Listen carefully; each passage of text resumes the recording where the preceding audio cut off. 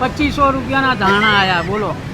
Hi guys, હું કૃપા પંડ્યા અને આજે મૂન પપ્પા બે આવી ગયા છે ઓસ્ટ્રેલિયાના શાક માર્કેટમાં શાકભાજી લેવા માટે. તો ચાલો તમને આજે બતાવું કઈનું શાકભાજી કેટલા પૈસાનું હોય છે, કેવી રીતે મતલબ કેટલું મોંઘું હોય ને કેટલું સસ્તું હોય. તો ચાલો મારી જોડે બતાવું. ઉતાવળ કર જલ્દી યાર, કેમ આમ કર? પપ્પા આપણે ટામેટા લેવાના છે. હા લેવાના. શું ભાવ છે? 299 એટલે 2.99 ના $3 150 રૂપિયાના થયા તો 200 રૂપિયાના. 100 રૂપિયાના ના લેવાય, આટલા બધા મોંઘા લેવાતા હશે. પણ ચાલો લેવું તો પડશે કે ખાવું તો પડશે કે.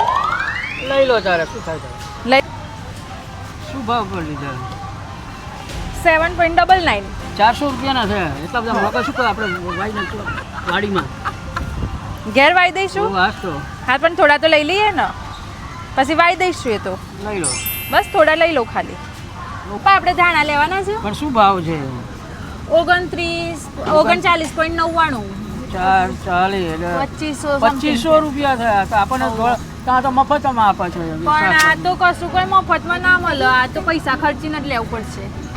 શું કરીએ, લઈ લઈએ? પૈસાથી જ મળે છે ને તાર બીજું શું કરીએ, લઈ લઈએ? લેવા જ પડશે ને તારે. ખાવા તો પંજાબી શાકમાં નાખવા તો લેવા પડશે ને. આટલા લઈ લઉં? ખાવા તો જોઈશે જ ને. કૃપા હા પપ્પા. કેરીઓ લેવાની, આપણે રસ નથી કાઢવો.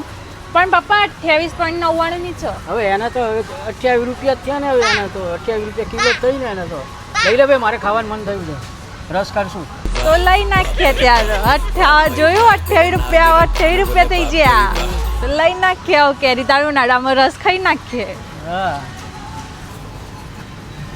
પપ્પા આપણે તો $150 નું બિલ બનાવી દીધું અને એમાં સૌથી વધારે મોંઘી તો ખાલી કેરી છે. આ જો મેંગો કેરી નથી, આ ધાણા મોંઘા છે. ધાણા જો, જોયું? ધાણા મોંઘા. કેરી તો કઈ નથી, સસ્તી છે.